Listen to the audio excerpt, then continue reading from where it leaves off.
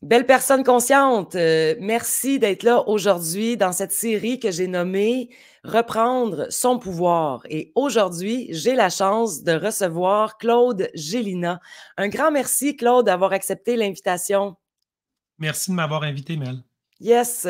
Avant de plonger dans la liste de questions que j'ai préparées, j'aimerais ça qu'on fasse un rapide survol de ton parcours. Toi, tu as été l'une des premières voix publiques, une voix calme, une voix rassurante qui dénonçait la fraudémie, la plandémie en faisant des vidéos sur Facebook, et sur YouTube. Donc, je tenais déjà à te remercier pour ton calme légendaire qui a apaisé, calmé beaucoup, beaucoup de gens. Puis on avait besoin de ça au début de la pandémie surtout. Merci, c'est gentil, c'est un beau compliment. Comment tu fais pour être si calme quand tu dénonces des choses si graves? Lorsqu'on regarde une problématique au sens large, on peut la voir de différents angles. Or, ça change un peu le contexte si on la regarde de très près ou si on la regarde de plus loin. Si Oui. on la regarde de plus loin, tout à coup, elle devient plus petite. Ça permet également de voir beaucoup de choses de chaque côté. Lorsqu'on voit plus large, on est capable de mieux contextualiser la problématique et de la remettre à sa taille réelle plutôt que de la garder explosée puis grosse puis qui prend toute la place. Tout à coup, elle prend la place qui lui revient et ça nous permet à nous de reprendre une forme d'harmonie par rapport à la problématique, même si elle continue d'exister. Wow! Quelle sagesse! Tout de suite en partant, bang! Plein de sagesse. Tu as été censuré plusieurs fois sur ton profil. Tu as perdu des milliers d'abonnés. Tu refaisais un compte, reperdre un compte. Écoute, ça a été rock'n'roll au début, hein, pour toi? Il y a eu 4 comptes Facebook que j'ai perdus. Il y a eu des menaces sur plusieurs autres comptes aussi. Fort heureusement, les gens qui étaient intéressés à entendre ma voix trouvaient le moyen de revenir et de me Oui. retrouver. C'était un jeu qui était épuisant un peu pour tout le monde et dans le processus, certains m'ont juste pas retrouvé, à part des années plus tard, parce que c'était plutôt difficile pour eux autres au niveau technologique Oui. de reprendre le chemin. Mais par contre, les gens qui aujourd'hui me suivent m'amènent leur sagesse à eux. Puis ça fait partie d'un tout. On est tous connectés. J'aime ça. Tu es un expert en communication numérique, un développeur web. Tu as ta propre boîte de conception de site web qui s'appelle Logix Communications. Fait que toi, tu te spécialises. Ça, c'est ton domaine professionnel. Les communications au sens large, les stratégies, la technique d'une part, mais aussi on pourrait appeler ça l'approche artistique de l'autre, mais j'arrête pas de dire aux gens de demeurer des créateurs et non pas des victimes. Donc, Hmm. sur le web comme ailleurs, lorsqu'il y a un défi, par exemple, qu'on veut être nombreux à communiquer, qu'on aimerait avoir un outil plus intéressant pour nous permettre d'être plus efficaces dans différents aspects de nos vies, moi, je prends mon chapeau de créateur et puis je l'applique au web, aux communications au sens large, à la stratégie. Et ça permet à tout le monde d'être plus efficace un peu dans un travail qui, de toute manière, aurait eu lieu, mais qui peut avoir lieu de manière plus simple quand on le fait de manière un petit peu plus stratégique. Tu es aussi, j'ai vu passer sur ton profil plusieurs articles que tu vends sur Amazon, comme par exemple des huiles essentielles, de l'argile, des épices, des herbes. Pourquoi tu fais ça? Amazon est un immense magasin. Ce serait difficile de dire où il commence, où il finit, tellement c'est grand. Ouais. Je vends pas des Fruit Loops. Je vends des produits qui sont bons pour les gens au sens large et je vends des produits que j'essaye moi-même. Donc, à ce niveau-là, plusieurs personnes me disaient, mais toi, Claude, qu'est-ce que tu fais pour, par exemple, au niveau des épices, pour tes repas? Est-ce que tu as quelque chose qui peut être intéressant? Parmi les très nombreuses choses que je propose, il y a entre autres de l'anato qui permet de donner une saveur des Caraïbes à vos repas. Et c'est rempli de tout ce dont les gens ont besoin au niveau nutritionnel. Et puisque ça goûte délicieux, on en met dans à peu près tout ce qu'on prépare en cuisine. Et puis, c'est la compagnie Marshall Creek qui vend par Amazon que j'ai le plaisir de relayer quand je fais ces publications-là. Et les gens qui aiment entrer un peu dans l'univers dans lequel je présente, c'est que lorsque je parle de l'anato, je vais également accompagner mes articles avec énormément d'informations factuel sur absolument tout afin que lorsque l'achat a lieu pour 12 $ ou dans ces eaux-là, ben à ce moment-là, les gens savent pourquoi ils l'achètent. Puis s'ils ne l'achètent pas, ils savent aussi pourquoi c'est pas pour eux. Donc, tout le monde y trouve un peu son compte. C'est vraiment une de tes forces, ça, de donner de l'information précise, des sources, d'aller vraiment dans le détail. Puis ça, j'apprécie beaucoup parce qu'on vit dans un monde où est-ce que les gens, peuvent dire tout et son contraire. Donc d'avoir des sources fiables, de l'information, de la recherche, merci de faire ce travail qui est Ouais, pas merci. évident. C'est une forme d'archivistique aussi, dans le sens que si quelqu'un, par exemple, envoie un commentaire dans un réseau social en disant il l'a dit, moi, mon premier réflexe, c'est de savoir qui l'a dit, qu'est-ce qu'il a dit exactement, quand est-ce qu'il l'a dit, c'était quoi le contexte, est-ce qu'on a le vidéo quelque part, est-ce qu'on a des saisies d'écran, quelles ont été les réactions, qu'est-ce que les gens en pensent. Puis moi, je crée un article dans mes forums qui va avoir la totalité de ça. Ce qui fait que quelqu'un qui vient lire mes articles dans mes forums va avoir, en dedans d'à peu près 5-10 secondes, la contextualisation complète, la date, et ça permet à tout le monde d'avoir des narratifs qui sont solides. Il n'y a Oui. rien de pire que quelqu'un dit il l'a dit, mais là tu cherches, puis en fait, il l'a dit, mais en 2012. Et ça a très mal vieilli, mais en même temps, c'est pas quelque chose qui date de 2024 ou qu'importe l'année que les gens vont nous écouter. Donc, il faut que tout le monde fasse l'effort de prendre une information et de la traiter comme quelque chose qui mérite d'être approfondi et non pas comme quelque chose à juste repousser aux autres et de se débarrasser de la responsabilité de prendre possession de notre partie du relais de l'information. C'est toute une remise en contexte, puis de valider, d'aller vérifier ce qu'on va dire, 10 fois plutôt qu'une.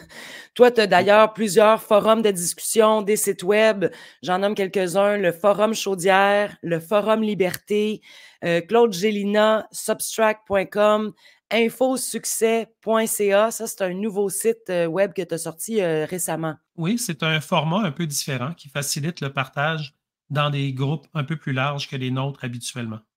OK. J'ai vu, quelque part, une phrase que tu avais écrite, ben, c'est plus qu'une non, c'est une phrase et j'ai trouvé ça tellement beau. Je vais la lire, aux, auditeurs. Ça dit: «Étant dans mon cœur, en conscience et en cohérence avec ma fréquence vibratoire d'amour pour ce que je fais, je me consacre à repousser les limites de ma propre ignorance pour informer mes abonnés». On est dans le profond, là.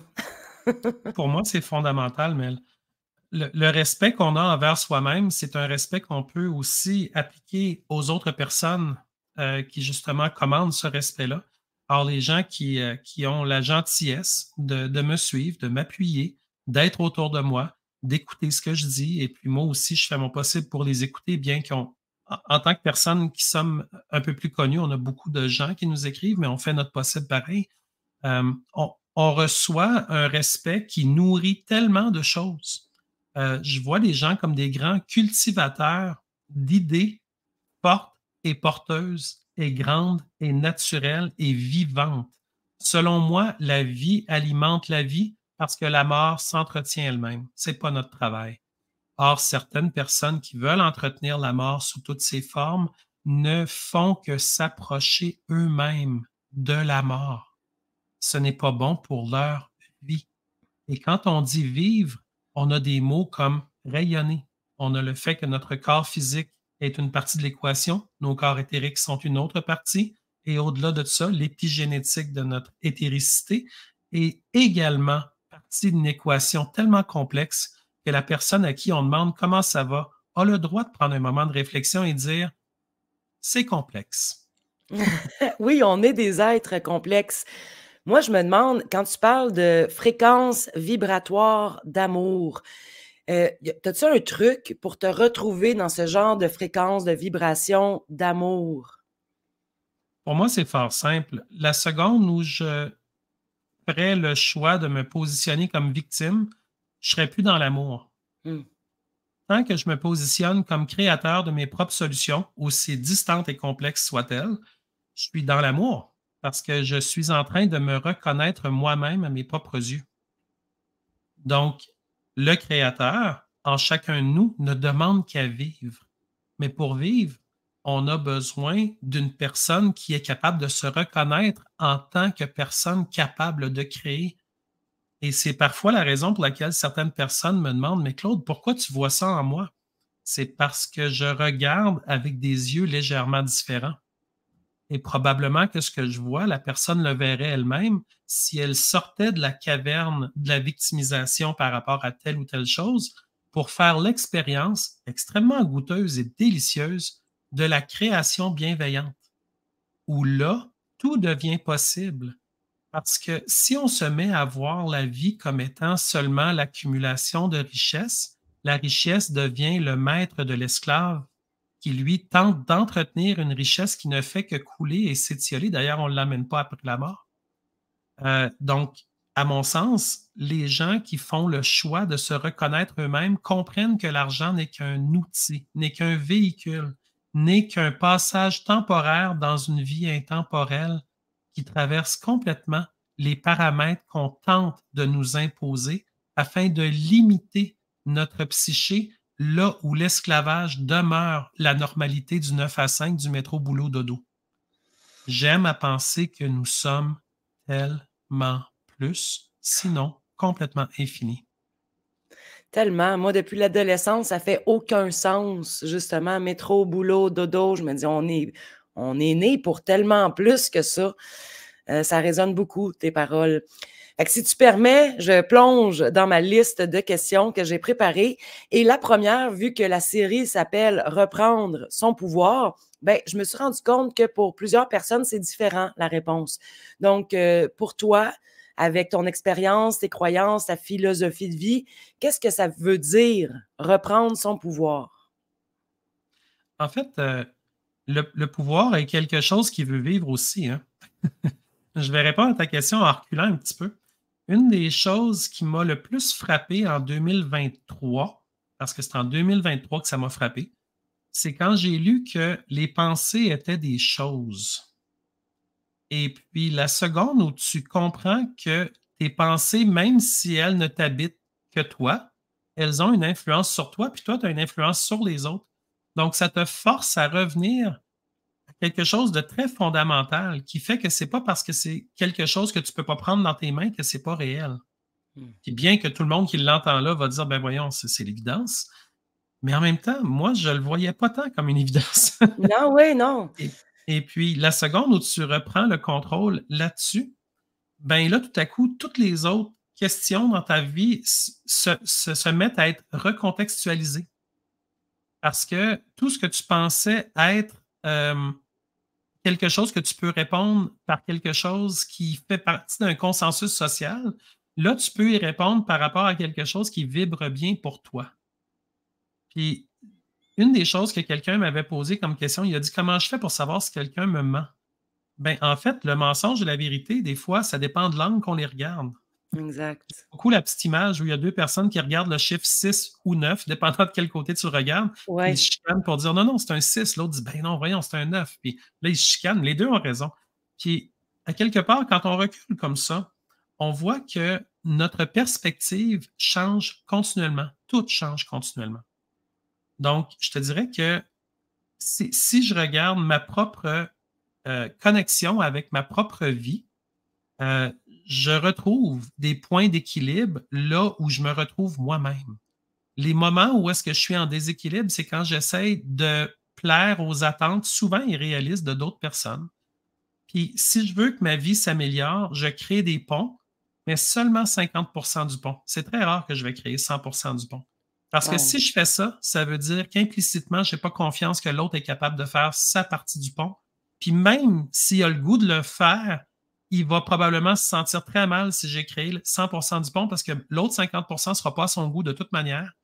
Puis moi, je n'aurais pas eu l'occasion de découvrir sa manière à lui de faire un pont, même si c'est tout croche, ce sera son pont, puis ce sera à moi de découvrir qu'est-ce que c'est sa version d'un pont à lui. Puis de faire ça régulièrement, on vient qu'on n'est plus habitué. Ça vient que c'est comme une danse. Ça vient très confortable pour les autres aussi parce qu'ils peuvent demeurer eux-mêmes sans Mmh. avoir la peur du jugement. Et puis moi aussi, je peux demeurer davantage moi-même sans la peur du jugement, mais c'est toujours dangereux de jouer ce jeu-là parce que si l'autre décide de devenir agressif, là, il faut que tout à coup, tu remettes complètement ton armure à 1/60 de seconde et tu dis: «Parfait, j'ai essayé, maintenant, Si c'est ça le jeu vient de changer. Et puis, on est capable d'ajuster. Mais si quelqu'un veut être capable d'être un co-créateur, les co-créations qui sont possibles sont majestueuses. Donc, de reprendre son pouvoir, c'est d'être capable de prendre un pas de recul, de se sentir créateur et de faire des ponts vers l'autre. Tu le dis très bien, oui. C'est super intéressant. Est-ce que tu appliques une routine dans ta vie? Quel genre de routine est-ce que ça peut, qui peut favoriser, en fait, cet équilibre-là dont tu parles, cet équilibre intérieur? Je vais favoriser l'instant présent. Le passé, c'est des chimères. Le futur, c'est de l'anxiété. Je veux dire, le moment présent est vachement plus confortable. Et puis, de vivre en conscience, finalement, Mel. Euh, Essentiellement, de bénir mon eau, de bénir les endroits où je suis, de bénir les gens que je croise, de pas prier pour eux autres, de commander que leur vie aille mieux, de commander qu'ils soient protégés, de commander qu'ils se découvrent leur propre puissance infinie. C'est quelque chose qu'on peut envoyer dans une énergie et comme maintenant je suis plus conscient que les pensées sont des choses, ben, je donne davantage de force à mes pensées. On pourrait appeler ça même la force pensée avec un trait d'union entre les deux. Et ça permet également de faire usage, par exemple, des ondes de forme, qui sont souvent des géométries sacrées appliquées à différentes intentions qu'on leur prête, qui permettent non seulement en conscience, mais si on devait l'imprimer sur un petit bout de papier, ou il y a beaucoup de gens qui ont un grand talent en dessin, sont capables de fabriquer des formes dont la signature a une intention bienveillante extrêmement puissante. Et on peut appliquer ça sur une blessure, on peut l'appliquer sous un verre d'eau, on peut l'appliquer sur toutes sortes de situations. Et ça fait en sorte d'amener une vibration qui n'y était peut-être pas avant, mais qui demande à y être. On est les cultivateurs de quelque chose de tellement grand que ces petits gestes-là, comme les battements d'ailes d'un papillon, peuvent provoquer un tsunami très loin, d'où le battement d'ailes a eu lieu. Ben, c'est un peu le même principe, mais appliqué en toutes choses. Quand tu manques d'énergie, Claude, je ne sais pas si ça t'arrive, mais des fois, il y en a des gens, en plus, là, c'est l'hiver. Quand on a une petite baisse d'énergie ou qu'on fait face à un creux, c'est quoi tes moyens de te remonter le moral? Beaucoup de gens ont beaucoup de techniques. Il y en a qui me parlent à quel point ils ont du plaisir à aller marcher en nature. Ouais. Il y a là des énergies qui peuvent justement venir compléter les nôtres. Euh, Évidemment, du repos, de l'eau, de l'amour, les bases. Je pense que ça va toujours être gagnant. La diminution du stress, les glandes adrénales dans notre corps, lorsqu'elles sont très sollicitées et que notre corps finalement produit beaucoup de cortisol, ça devient très lourd. Donc, s'il y a moyen de payer ses dettes, s'il y a moyen de diminuer le nombre de responsabilités qu'on a pris, s'il y a moyen de faire un ménage dans des amis dont on n'a plus besoin parce qu'ils sont rendus toxiques, c'est des voleurs d'énergie, même si c'est des très bonnes personnes, ils sont rendus toxiques pour nous, c'est rendu là. Et puis, de faire un ménage à ce niveau-là pour être capable de retrouver une pièce qui est plus libre un peu, dans laquelle on peut marcher sans se cogner les orteils tout le temps. Mmh. Oui. Euh, il y a ça qui va aider. Je sais que c'est un petit peu plus long terme. Je pourrais te donner des trucs à très, très, très court terme qui vont Vas-y. t'aider. Ben, par exemple, de simplement faire bouillir de l'eau chaude puis de laisser aller sa propre intuition avec, par exemple, de l'origan dans de l'eau chaude ou de la coriandre ou encore du clou de girofle. Mmh. Euh, Tout ça mélangé dans de l'eau chaude, dans une petite passoire, ça va donner une saveur qui est excellente. Première des choses. Moi, je me suis fait la bouche à ça. J'aime bien ça. Et puis, je te dirais que ça, rapidement, ça me redonne des forces, OK. physiquement. Donc, Génial. je le recommande aux gens qui veulent l'essayer. Ça coûte 3 fois rien. Ce n'est pas des choses qui sont dispendieuses. Moi, je fais la Et même chose puis, avec du gingembre, bien l'eau sûr. chaude, du gingembre. Fait que pendant qu'on est en train de faire ce ménage de long terme, on peut s'aider avec des petites actions comme ça à court terme. Est-ce que tu fais de Oui. la méditation pour te remettre, dans le moment présent? Le mot méditation a été utilisé à de nombreuses reprises par des gens pour des choses qui étaient quand même différentes de ce que moi je m'imaginais être la méditation. Ouais, Mais le fait de réfléchir pour moi est une forme de méditation. OK. Donc les réflexions que j'opère, comme je l'expliquais un petit peu plus tôt en l'entrevue, que lorsque je regarde un sujet, je fais exprès de regarder toutes les facettes du sujet. Pour moi, ce type de réflexion-là ouvre la porte au à aller immensément plus loin que ce que la facette unique que je voyais au départ me permettait de voir. Donc pour moi, c'est là une forme de méditation. Comme par exemple, si une nouvelle sort sur un premier ministre, qui est parti en jet privé à quelque part nous faire la morale parce qu'il faut pas qu'on respire, Oui, ben, je vais avoir beaucoup de plaisir à aller chercher quel était le jet en question, quel était le nom du resort. On a-tu des photos de ce resort-là? Ça coûte combien le resort normalement, aller là? Il était combien quand ils y ont été? Pourquoi il a été là en particulier? Qui sont les propriétaires de cet endroit-là? Puis au fur et à mesure des réflexions, puis on s'entend là, mon rêve, c'est que tout le monde soit capable de faire ce genre de réflexion-là. As-tu idée à quel point ce serait puissant sur les réseaux sociaux si on était, il y en a déjà d'autres, mais si on était encore plus nombreux à prendre ce chemin-là, comment les mensonges seraient dans des maisons de verre en permanence? Parce que la seule façon qu'un mensonge peut vivre, c'est s'il est dans le noir, dans le marais, dans d'autres mensonges. Les donc mensonges s'entretiennent eux-mêmes comme la mort entretient la mort. de mettre la lumière là-dessus, de créer un éclaircissement, ça le dissout, ça lui permet en tout cas de ça nous permet de voir plus clair à travers. Oui, c'est d'inonder la tromperie de vérités. Mmh. Simplement des vérités. Tu as même pas besoin de pousser. Les vérités sont tellement fortes que ça fait exploser tout le reste. Donc au lieu de vouloir absolument détruire le mensonge, on fait juste faire émerger plus de vérité, Absolument. puis le mensonge se noie par lui-même. J'aime ça. Absolument, de la même manière que quelqu'un qui dit: «Ça me tente de payer 800 pièces pour des billets de hockey pour aller voir patiner des millionnaires sur une glace», ben, tu lui dis: «Hey, c'est intéressant, tu as un jeudi soir de libre». Puis là, tu lui présentes à peu près 60 autres activités qui seraient vachement le fun, puis qui coûteraient beaucoup, beaucoup, beaucoup moins cher. Puis tu lui dis dans le fond: «Tu sais, ton ami Marc-André que tu as pas vu depuis 6 mois, qui est disponible ce soir, t'aimerais-tu ça aller chez lui puis juste discuter de l'air du temps?» Puis ah, ben finalement, oui, ce serait beaucoup mieux ça. Puis, à quelque part, de permettre aux gens de ne pas tout le temps tomber dans leur médiocrité relative, mais de leur permettre de simplement prendre d'autres chemins vers des nouveaux niveaux d'excellence. En toutes choses, dans des choses toutes simples comme des choses complexes.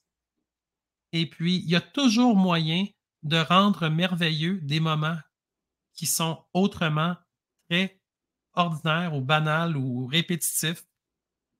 Il y a ça en nous, ce pouvoir-là. Donc, si on se dit: «Je vais payer 800 pièces pour aller m'asseoir sur un banc, boire de la bière puis manger des hot dogs», ben, il y a naturellement quelqu'un qui pousse une POC en bas qui va être très heureux de te faire un beau bye-bye, quand il vient de terminer son jeu. Mais qu'est-ce que ça t'a amené en tant que personne dans ta vie? C'est-tu vraiment ça que ça te prenait? C'est-tu vraiment ça que ta conjointe avait besoin dans sa vie, de t'accompagner là, ce soir-là? C'est vraiment ce qu'elle voulait faire le plus au monde avec toi, ce soir-là? Donc ce que j'entends, c'est que c'est une question de choix Oh conscient. oui. Mmh. Totalement. J'adore ça. On reçoit beaucoup de conseils dans la vie, certains qui sont non sollicités, d'autres qui nous impactent plus. Est-ce qu'il y a quelque chose que tu aimerais partager, un conseil que tu as reçu que tu aimerais partager avec ceux qui nous écoutent présentement? Un conseil qui a fait du sens pour toi? Heu, oui, de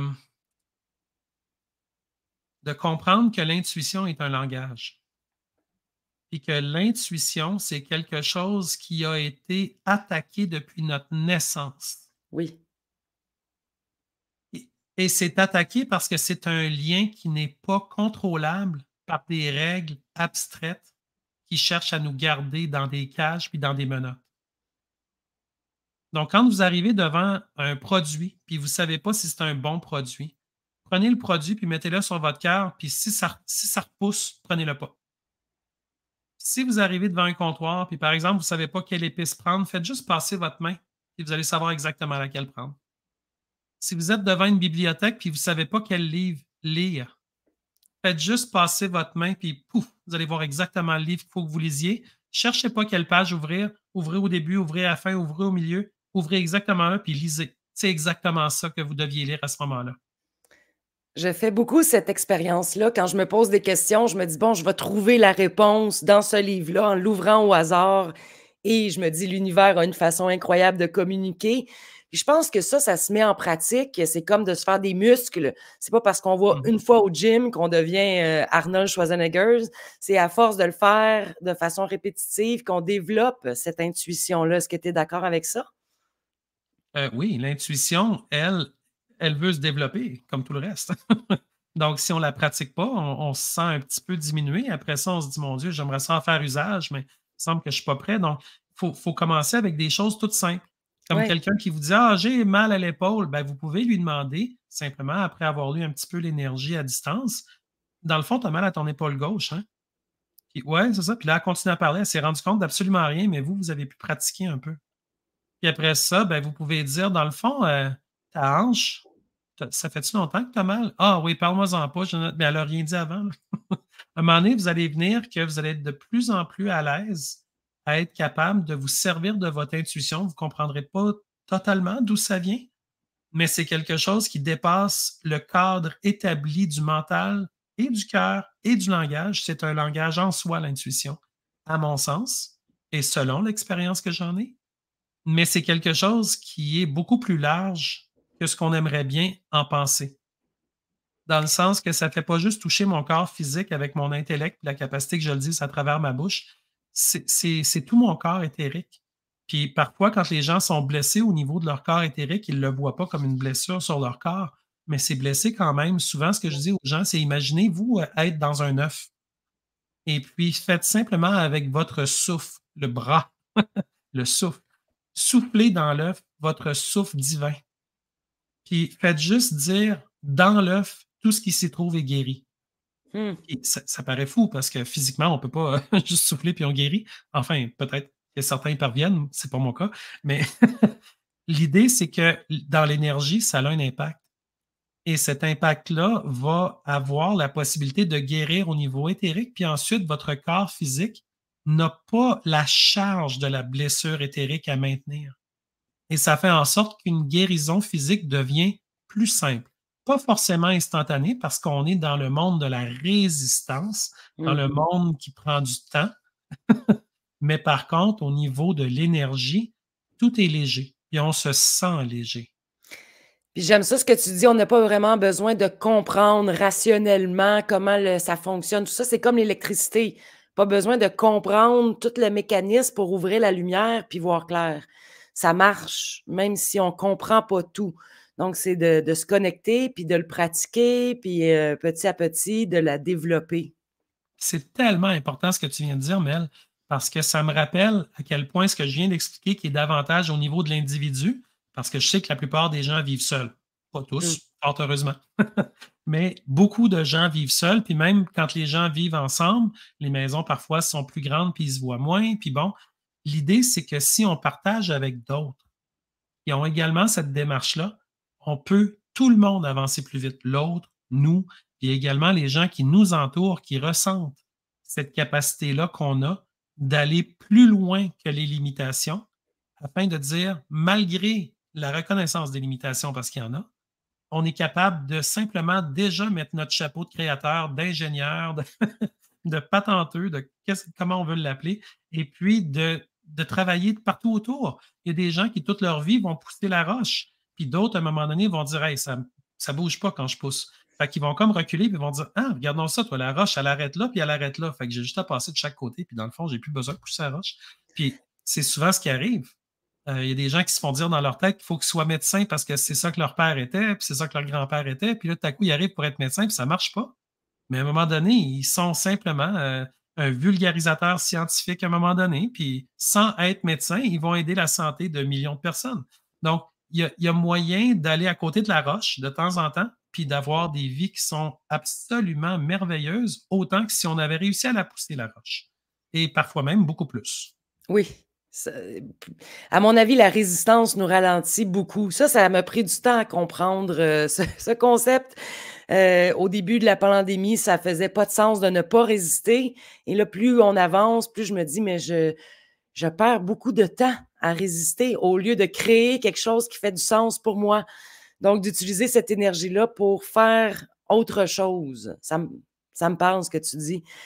Je me demandais aussi si dans, en fait, c'est sûr que oui, il y a sûrement une personne morte ou, vivante qui a influencé ton parcours ou du moins que tu admires beaucoup. Ça serait laquelle?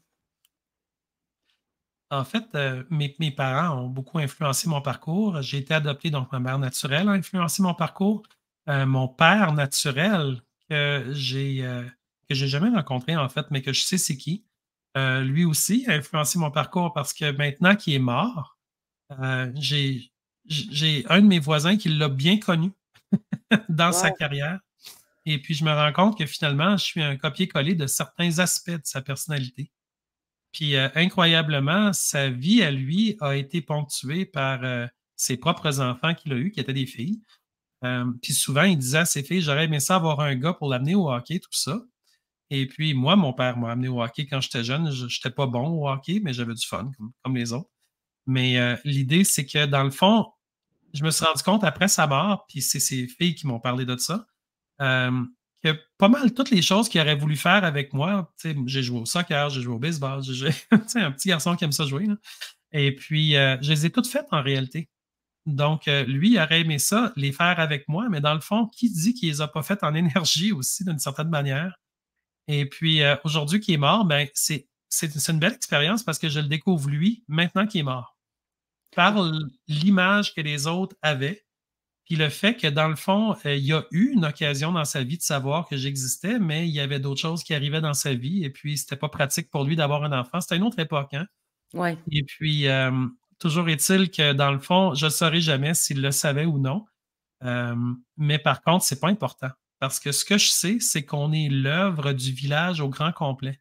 Donc, est-ce qu'il y a des gens qui m'ont influencé? Mais Madame Dion qui s'est occupée de moi quand j'avais 6 ans, puis Madame Lachapelle qui m'avait amené un Petsy que je puisse lire parce que c'était drôle quand j'étais jeune, les bandes dessinées. Puis il y avait juste des Astérix, puis je les avais à la maison. Puis elle m'avait amené ça. Elle dit ça, tu vas aimer ça. Ça parle des histoires différentes. Puis effectivement, j'avais trouvé ça drôle. Puis les personnes à l'hôpital qui se sont occupées de moi quand j'ai eu presque une crise d'appendicite, mais que j'avais rien finalement. Puis qui m'avaient amené les Scram Eustache, parce qu'il y avait une bibliothèque à l'hôpital au CHUL pour les enfants.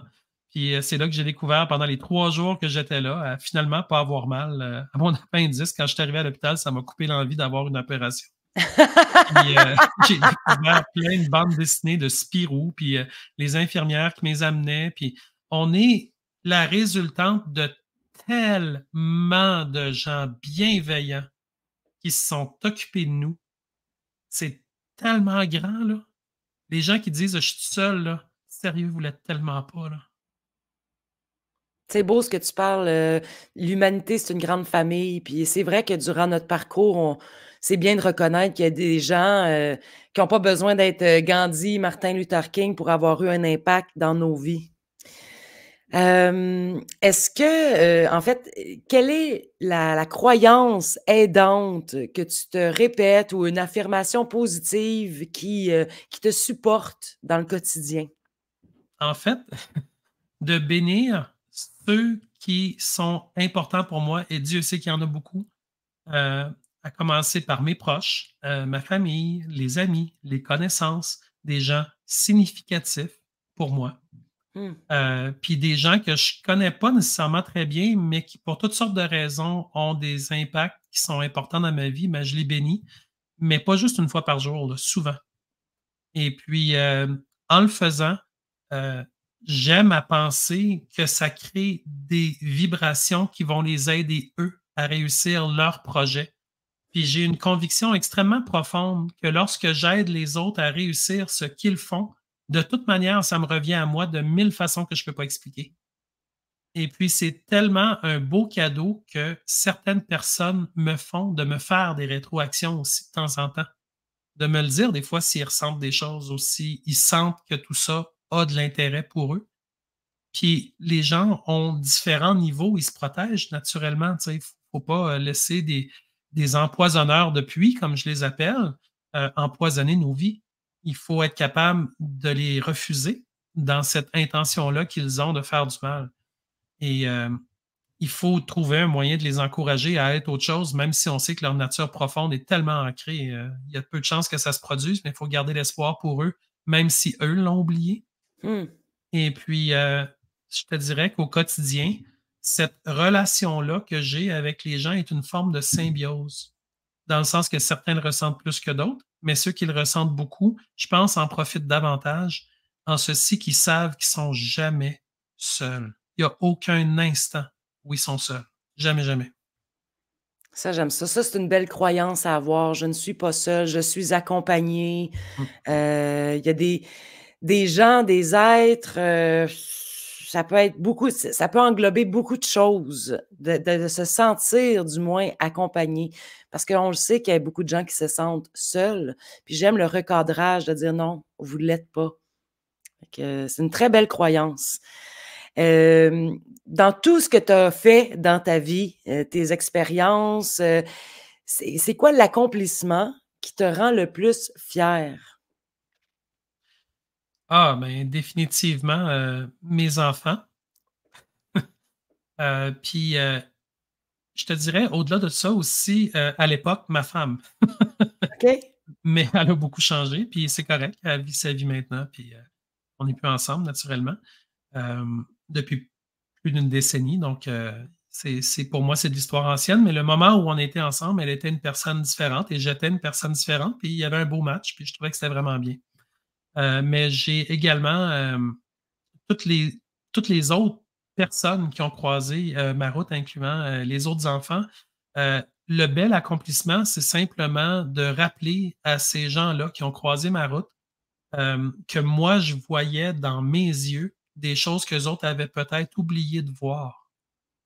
Puis ça me faisait du bien de le voir parce que même si eux autres passaient à travers de plusieurs problèmes, moi, je le voyais comme une grande roue de 360 degrés. Puis je voyais bien que le problème qu'il y avait, des dettes ou des maladies ou des choses comme ça, c'était peut-être 5, peut-être 10 degrés, mais c'était pas les 360. Puis une partie de mon plaisir, c'était de leur rappeler qu'il y avait tous les autres degrés qui, eux autres, fonctionnaient plutôt bien. Tu sais. Puis dans ce sens-là, ça permettait de relativiser des problématiques aussi. Ça me faisait pratiquer sur moi-même parce que moi aussi, j'ai eu des défis comme tout le monde en a eu. Et puis, bien que j'ai pas été capable de bien les adresser au moment où ils se sont produits, par après, ben, j'ai compris que c'était une manière pour moi, en fait, comme mon pied qui est encore blessé, ben, il guérit bien, mais je veux dire, ça reste que c'est un grand enseignant, c'est un grand professeur pour moi. Oui. Et tu sais, c'est pas parce que j'ai pas été dans toutes les manifestations que j'y étais pas de cœur avec les gens. C'est simplement parce que je devais me soigner. Et puis bon, ça fait partie de se soigner, de ne pas marcher sur un pied qui doit être guéri, enfin. Oui, C'est une, puis c'est très sage de penser qu'une maladie ou une blessure peut être un enseignement. Au lieu de se voir victime, encore là, d'être créateur de ce qu'on choisit d'en faire. oui, puis c'est de baigner les choses dans l'amour. Puis j'ai rencontré des personnes absolument fascinantes, qui m'ont donné des trucs, qui sont beaucoup plus avancés que moi je peux l'être à certains niveaux, puis qui ont la gentillesse de me partager l'immense sagesse qu'ils ont accumulée. Ça, c'est une chose, mais au Québec, on a une chance inouïe, non seulement d'avoir énormément de gens d'ici qui amènent beaucoup de sagesse, mais beaucoup de gens d'ailleurs qui ont vécu des expériences qui parfois sont troublantes, parfois sont belles, parfois sont riches, parfois sont très difficiles, qui nous arrivent ici avec l'intention d'améliorer les choses pour eux et qui peuvent également, eux aussi, amener des couleurs différentes à des problématiques qui autrement seraient difficiles à résoudre juste avec nos points de vue à nous. Et je pense qu'il y a beaucoup de gens au Québec qui doivent réapprendre à se faire confiance. Je regarde beaucoup de gens euh, qui regardent dans leur propre passé et qui trouvent des choses qui n'étaient pas visibles avant parce qu'on ne regardait pas avec les bons yeux. Exact. Et puis là, tout à coup, ce qui auparavant était je ne sais pas devient peut-être qu'il y aurait un rapport avec telle chose. Puis au fil d'une discussion, là, ça devient, sais-tu quoi? Ça se pourrait que ce soit lié à ça. Puis là, tout à coup, on se met à chercher. Et en cherchant, tout à coup, la documentation, la peau qu'on met autour de l'os finit par avoir l'air de quelque chose.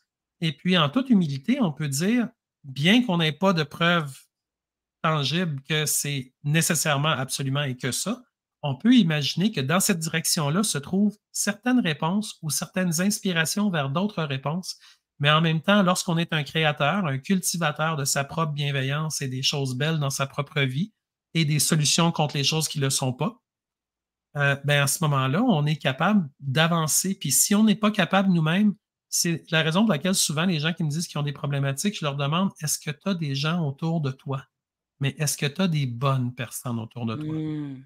Parce que parfois, le problème a été amené par d'autres personnes qui ont décidé, par l'alcoolisme, par les drogues, par des excès, par des mauvaises habitudes de vie, par des dépendances, de domper le problème sur l'autre et de ne pas faire usage du langage tel une diplomatie interpersonnelle, mais d'utiliser des violences, des peurs, des dettes, de la méchanceté, de la violence physique aussi. Toutes ces choses-là vont ramener un karma extrêmement noir contre la personne qui fait usage de ça. Mais la personne qui en fait usage à ce moment-là pense qu'elle le fait pour les bonnes raisons. Mmh. Et ça fait partie de l'enseignement. Ça devient, de la même manière que mon pied pour moi, ça devient pour ces personnes-là un grand professeur le jour où ils décident de comprendre que c'est un professeur.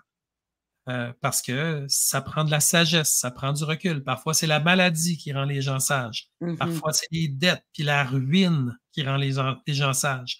Parfois, il faut que les gens se débarrassent d'absolument tout pour se retrouver eux-mêmes, tellement ils étaient enfouis en dessous de leurs croyances limitantes. Parfois, il faut prendre les deux mains là, puis arracher la croyance que les gens avaient devant les yeux, le filtre qui leur empêchait de voir la réalité parce qu'ils ne voyaient que ce qui était devenu leur réalité toxique. Mmh. Puis en arrachant ça, des fois, on se rend compte qu'il y avait une autre couche de papier peint en dessous, qu'il faut l'arracher elle aussi. Puis les croyances étaient multipliées les unes sur les autres. Ça faisait en sorte que, ah, je ne peux pas parler à mon patron parce que si je dis quelque chose, il ne sera pas content. Ouais, mais s'il n'a pas parlé, comment tu peux savoir qu'il ne serait pas content? Puis peut-être qu'il ne serait pas content parce que si tu y arrives, les deux masses dans les airs, et c'est sûr qu'il va comme se protéger, perculer, mais il y a peut-être une manière de parler. Peut-être que tu peux demander l'aide de quelqu'un. Peut-être que tu peux le faire à un autre moment qu'au pire moment possible. Tu sais? Puis il y a des manières d'aborder la chose avec différents angles qui fait qu'en tant que créateur, tout ce qui était insolvable soudainement peut, si on le fait bien, le devenir. Puis si on le fait pas bien, ben on apprend. Fait que Oui, le on mieux pratique. vaut exact. C'est comme un Rubik's Cube. Il faut travailler une avant-midi dessus pour finir par l'après-midi et dire ah, ah, OK, là, j'ai catché. Bon, moi, j'ai beau gosser 1 an avec ça, j'ai pas plus. Deux Mais avant-midi. ça me faisait penser ce que tu disais à un morceau de casse-tête que la vie nous envoie, puis on a beau l'analyser, le regarder, d'essayer de le comprendre, ça fait pas de sens. Mais à force d'assembler les morceaux de casse-tête, finalement, on voit l'image d'ensemble, puis là, ça fait du sens. Fait que des fois, juste avec un morceau, de pas nécessairement s'acharner à essayer de mais juste de dire: «Écoute, c'est arrivé, puis un jour, ça fera du sens, tu sais, si je le comprends pas maintenant». Mais de voir les choses comme étant un enseignement, c'est, une très belle leçon de vie, puis une façon positive de voir le négatif qui peut nous arriver. Et quel Heu, bel exemple que tu amènes, Mel, parce que c'est peut-être le morceau de casse-tête de quelqu'un d'autre aussi. Aussi, oui, c'est ce que j'aimais beaucoup dans ce que tu amenais. Puis ça, c'est vrai que, bon, il y a personne de parfait, mais des fois, c'est peut-être pas l'autre qui est toxique, mais la relation, comme tu disais, est devenue toxique et c'est notre travail de se respecter assez pour s'éloigner. Tu parlais du Québec, mais dans le monde, si on regarde à l'échelle mondiale, qu'est-ce que tu aimerais voir davantage? Qu'est-ce que tu veux voir de plus dans le monde? Ben, premièrement, je suis extrêmement fier des peuples du monde. Ce qu'on en dit à travers des médias qui sont corrompus, littéralement corrompus, et ce qu'on vit lorsqu'on est au contact de ces gens-là, c'est un monde à 180 degrés de différence. Oui. Donc, la seule manière pour quelqu'un qui n'a pas eu l'expérience de l'autre, c'est d'avoir l'expérience de l'autre et non pas l'expérience de ce qu'un grand média te dit de croire de l'autre. Parce que les grands médias sont les propriétés de gens qui ont avantage à nous diviser. C'est de dire ceux qui ont des gilets bleus n'aiment pas ceux qui ont des gilets rouges. Ceux qui ont des gilets rouges, ben, allez voir ceux qui ont des gilets bleus, ils vous aiment tellement pas qu'ils portent des gilets bleus. Tu sais. Puis, il faut comprendre qu'il y a des régents, des contrôleurs, des toxiques, des empoisonneurs de pluie, qu'eux autres ne peuvent opérer que si les gens sont occupés à se battre entre esclaves. Mais la seconde qu'on enlève la croyance d'esclave puis qu'on se retrouve en tant qu'être immensément plus large que tout ce que l'esclavage aura jamais tenté de nous mettre dans la tête, ben là, tout à coup, on n'est plus contrôlable. Puis si on n'est plus contrôlable, ça veut dire qu'on connecte avec les autres avec plein d'autres points. Je me rappelle quand j'étais jeune chez moi, puis il y avait un Argentin qui était venu chez nous. Puis l'Argentin, il vit dans un climat quand même semblable un peu au Québec, en Argentine. Là, c'est un pays de contraste naturellement, mais il y avait des choses qui étaient semblables. Mais je me rappelle que je l'amenais dans la forêt puis je lui montrais des feuilles de thé, des bleuets sauvages, des framboises sauvages, des cerises de terre, on avait des jardins, on avait des animaux, des lapins, des poules, des chèvres, toutes sortes d'affaires. Puis je me rappelle qu'il était comme en émerveillement parce que finalement, moi, je pensais que tout le monde avait accès un peu à ça jusqu'à temps que lui m'expliquait un peu sa réalité en Argentine, puis c'était plus urbain, lui, où il était. Puis Mhm. pour lui, c'était comme fascinant de voir un immense champ de bleuets. Puis non seulement il y en avait assez pour qu'il se remplisse la panse plusieurs fois, mais en plus, il aurait pu en ramener s'il avait décidé de le faire parce qu'il aimait faire des pauses, des siestes l'après-midi. Fait qu'il ne faisait pas ça, mais il aurait pu remplir plein de plats puis ramener ça pour faire des tartes. Puis, tu sais, c'était comme un univers tellement différent pour lui. Je me rappelle, pour lui, ça le fatiguait d'apprendre toutes les différences entre les épinettes, les sapins, puis toutes les autres arbres que j'y expliquais, que lui, ça y prenait des siestes juste pour intégrer. Ça m'avait beaucoup appris que même un adulte, s'il est confronté à plein d'affaires nouvelles à apprendre, ben, c'est juste tellement lourd pour lui, c'est tellement dur d'apprendre tout ça qu'il a besoin de se reposer physiquement juste pour être capable de reprendre son souffle puis de réécouter à nouveau. Fait que Yes. je m'imagine en société, si des gens sont rendus très, très, très loin dans une fiction, à quel point ça doit être épuisant au niveau physique de revenir proche de la réalité. Oh Ça oui. doit être extrêmement dur. Donc, c'est la raison pour laquelle je travaille en douceur. C'est la raison pour laquelle je travaille en incrément et non pas d'essayer de pousser la personne. Je veux simplement lui dire, voici un buffet à volonté, tu prends ce que tu veux. Puis s'il commence par le dessert, ben, c'est comme ça qu'il a commencé, puis c'est tout. J'adore ça. S'il ne mange pas, ben, c'est correct. C'était là pour Euh, toi, tu en avais besoin. dans, dans tous les livres que tu as lus, j'aimerais ça que tu nous partages celui, en tout cas du moins un titre, qui t'a vraiment marqué, qui a marqué ton parcours, qui t'a influencé de façon positive, qui t'a fait grandir. Ben, il y en a plusieurs. Écoute, j'ai une bibliothèque complète, fait que je pourrais faire du name dropping jusqu'à demain matin, là. Mais il y a un livre que j'ai trouvé intéressant. Puis ça s'appelle Le livre du savoir. Ça s'appelle The Book of Knowledge. Ouais, ça paraît pas bien, hein. Mais c'est un livre, je sais que c'est écrit petit, là, mais il y en a qui l'ont peut-être à la maison, ce livre-là. Puis c'est une encyclopédie, en fait. C'est le 9e volume. OK. Puis là-dedans, c'est un vieux livre de 41 jusqu'à 48-49, donc ça a peut-être 75-80 ans à peu près.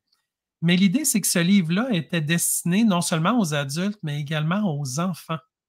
Et là-dedans, on apprend c'est quoi la pression de l'air, c'est quoi le nom des oiseaux, comment est-ce qu'on fabrique de l'acier. Fait qu'on s'en va dans toutes sortes de Et- directions, de savoir relatif, exact. absolu, let's go. Puis, il faut juste comprendre que quand nos enfants se font présenter des livres sur la normalisation des transgenres dans des écoles alors qu'ils sont des enfants, ne jamais perdre de vue que les livres des enfants en 41, c'était ça. On est loin, là. On l'a échappé quelque part. Ça. Il y a une colossale parenthèse qu'on a oubliée, là. J'adore, j'adore. Oui, il y avait beaucoup plus de connaissances partagées. Oui. Ah oui, tu voulais me parler de celui-là aussi, Médium médical. Le livre Médium médical, c'est des informations déterminantes sur l'origine et le traitement des maladies. Je le recommande à tout le monde. C'est Anthony William, qui est un best-seller du New York Times, qui a écrit ça. Mais sa force à lui, c'est d'écrire avec des mots tellement simples. Donc, il va parler des diabètes, des mots, des troubles avec le cœur, de l'Alzheimer. Il parle de tout là-dedans. On va Mais il le vulgariser. dit avec des mots qui tranchent avec ce que les Rockefeller voudraient qu'on intègre. C'est pas fait pour vendre des médicaments, c'est fait pour comprendre ce que tu as et J'adore c'est ça. vraiment très bon. Oui, Puis, à échelle plus québécoise, j'aimerais faire découvrir l'auteure Christine Saint-Laurent, qui a écrit le livre Nature et Ayurveda. Tout le monde peut la trouver parce que son nom s'écrit Christine, Krystine. Saint-Laurent a fait même des huiles essentielles, des produits de beauté également. C'est fascinant. Cette femme-là est une encyclopédie sur 2 pattes. Elle est brillante. Elle a fait un livre aussi sur les femmes. OK. Comment comprendre la santé des femmes. C'est de toute beauté. Les femmes sont tellement plus grandes que ce que la science dit qu'elles sont. Oui, Et Christine a été capable, dans l'autre livre que j'ai pas eu dans ma bibliothèque, d'expliquer le fait féminin au-delà des paramètres physiques propres. Et il y a plusieurs auteurs au Québec que j'aurais pu nommer. On a tellement de talents autour de nous. ça, Donc, je c'est vrai. félicite les gens qui se donnent la peine de coucher à l'écrit une partie de leur savoir et de le faire en vidéo ou en écrit ou ailleurs. C'est tellement important parce qu'on laisse un legs aux gens qui nous suivent et on offre une inspiration aux gens qui nous côtoient. Ben, Et l'Ayurveda, d'ailleurs, c'est une science incroyable qui a des milliers d'années, qui était là bien avant la médecine qu'on connaît aujourd'hui et qui apporte des pistes, pour moi, bien intéressantes parce que ça montre que tout le monde ne réagit pas de la même façon et tout le monde n'a pas les mêmes besoins non plus. Et la médecine moderne voudrait donc donner la même pilule à tout le monde. Donc, pour moi, ça fait pas de sens. Fait que de revenir à des sagesses anciennes, c'est super. Écoute, mais tu nous as montré quand même des gros livres, là. C'est beaucoup de savoir et de connaissances. J'aime ça, ce côté-là. Je m'attendais à un roman où on est ailleurs complètement. Puis si on va, c'est comme je disais tantôt dans le plus petit, peut-être une citation que tu as trouvée vraiment inspirante, que tu mettrais sur ton frigidaire, là. c'est pas nécessairement une phrase, mais je vais le dire avec mes propres mots. Vas-y. Il faut qu'on arrête de penser juste à soi. Il faut qu'on pense à 7 générations en avant de nous, 7 générations en arrière. Comment est-ce qu'on a fait pour se rendre où est-ce qu'on est rendu? Puis qu'est-ce qu'on lègue à ceux qui vont nous suivre? Hmm. Parce que présentement, il y a beaucoup d'hédonisme. Puis c'est pas parce que tu as des enfants ou que tu n'en as pas, ça fait aucune différence. C'est qu'est-ce que tu laisses comme legs? Toi, là, qu'est-ce que tu laisses? Puis je connais des gens qui n'ont pas eu d'enfants dans leur vie, mais ils ont élevé les enfants des autres à différents degrés. Ils étaient là pour aller chercher la crème glacée quand maman avait mal au ventre, tu sais. Mhm. Qu'importe, mais c'était tous des moments charnières, tous des moments importants. Puis les personnes ont été la meilleure version d'eux-mêmes à chaque moment où ils ont été appelés à le faire. Puis il faut qu'on arrête de penser en termes de la semaine prochaine, puis la semaine dernière, puis le mois prochain, puis il faut qu'on passe en termes générationnels parce que ceux qui nous contrôlent ne veulent pas qu'on pense comme ça. Parce que la seconde qu'on pense comme ça, on va être obligé de penser dans un cadre d'amour. Parce que tu ne peux pas penser dans un cadre de haine pour dans 7 générations, dans 700 ans. Là. Puis ça t'oblige aussi à te responsabiliser. Ça, ils Ben veulent pas oui, ça non plus. Donc, il faut-tu que tu sois créateur, pas à peu près, si tu veux que dans 700 ans, ça reste? hey, c'est Regarde les roches autour de toi, il y en a qui sont recouvertes de lichen après quelques années. Là. Si tu veux que tes affaires à toi, ça reste, il va falloir que tu aies un impact. Mais moi, je veux que tout le monde se mette à avoir un cadre de pensée qui dépasse complètement, qui fait exploser toutes les limitations qui sont là uniquement par peur. Il n'y a rien qui vient des Rockefeller ou des Rothschild qui est fait par amour. Rien. Absolument rien. C'est le marais du début à la fin. C'est la noirceur intentionnelle, la médiocrité relative, malsaine et entretenue intentionnellement. Claude, si tu avais la chance de retourner dans le passé pour adresser un message à l'enfant ou l'adolescent que tu étais, qu'est-ce que tu lui dirais? Ça serait quoi ton message pour lui? Que les conseils qui sont donnés sont seulement bons si on ressent qu'ils sont bons. Parce qu'il y a beaucoup de gens à travers ma vie et la vie de d'autres que j'ai remarqué parce que je suis attentif, qui ont donné des conseils qui étaient bons pour eux, mais qui n'étaient pas bons pour l'autre. Mais qui étaient bons pour lui doublement si toi t'acceptais de devenir la résultante du conseil qui était donné. Comme par exemple, je donne un exemple complètement fictif qui ne m'est pas arrivé, mais qui va faire comprendre aux gens. Si par exemple, la belle-mère dit: «Obéis à ton mari», mais que le mari, c'est un pervers narcissique qui arrive jamais à se caser avec aucune femme, mais que la belle-mère, elle encourage la femme à rester avec parce qu'elle veut pas que son fils soit seul. Tu vois-tu Mmh. l'espèce de géométrie perverse qui s'installe? Oui, je la vois très bien. Fait qu'il faut absolument que la femme qui reçoit ça, qui est jeune puis qui est dans la fleur de l'âge, qu'elle soit capable de faire abstraction de ce conseil-là et non pas de s'effondrer à terre et de dire: «Oui, je le veux, oui, c'est pour votre» non, non, non, non, non. Qu'est-ce que tu ressens dans toi? Ça vibre-tu bien ou tu le vois là, que ça ne marche pas, là? Si ça ne marche pas, éloigne-toi. Respecte tes ressentis. Ah, Si j'aime ça. ça fonctionne. Mais dès que ça ne marche pas, immédiatement prendre la distance. Fais-toi confiance dans le fond Oui, parce qu'en PNL, en fait, un bon coach PNL va jamais donner de conseils, va jamais dire à l'autre quoi faire, il va juste poser des questions, comme tu le fais d'ailleurs très bien souvent. Poser des questions puis amener la personne à ses propres réponses parce que comme tu disais, ce qui est bien pour moi l'est peut-être pas pour l'autre. Écoute, ça fait déjà, une belle entrevue qu'on partage. Pour la conclure en beauté, j'aimerais que tu puisses livrer un message d'espoir à ceux qui nous écoutent dans tes mots, comme tu as envie. c'est très gentil, merci. Le message que je vais donner est le même que je donnais quand j'étais sur mon patio, l'été, nerveux devant une caméra, en train de jaser avec les écureuils qui dansent en arrière. Hem, c'est de revenir à son cœur. Puis le Oui, thymus qu'il y a ici, c'est un outil. Frappez ça 70 fois, puis regardez comment tout devient léger. Puis le retour au cœur, en réalité, c'est pas une prison, hein. C'est que c'est conceptuel. Ça ouais, va libérer parce que même s'il y a des tempêtes à gauche, des tempêtes à droite, à l'intérieur, c'est calme. C'est un endroit où est-ce qu'on peut retrouver ce qui est parfois difficile à retrouver dans la matrice de contrôle dans laquelle on se trouve. Et l'enfant intérieur nous a jamais quittés. C'est juste qu'on a donné préséance à l'adulte responsable. Mais l'enfant oui, intérieur est quand même capable de sortir les commentaires qui vont nous déstabiliser.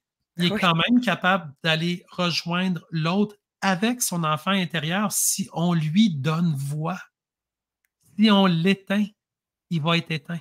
Si on lui donne voix, il va sortir avec une voix adulte, mais il va être tout là. Et ce que je vois des gens, j'aimerais remercier les gens parce que vous êtes tellement extraordinaires, vous êtes tellement forts, vous êtes tellement puissants. Ce que je ressens de vous, là, vous le ressentez maintenant. Puis quand vous pensez à vous, là, vous le savez que vos mains viennent chaudes. Vous le savez qu'il y a de l'électricité partout autour de vous. Vous le savez qu'il y a de l'énergie en vous, autour de vous, puis partout où vous pensez. Vous existez tellement, là.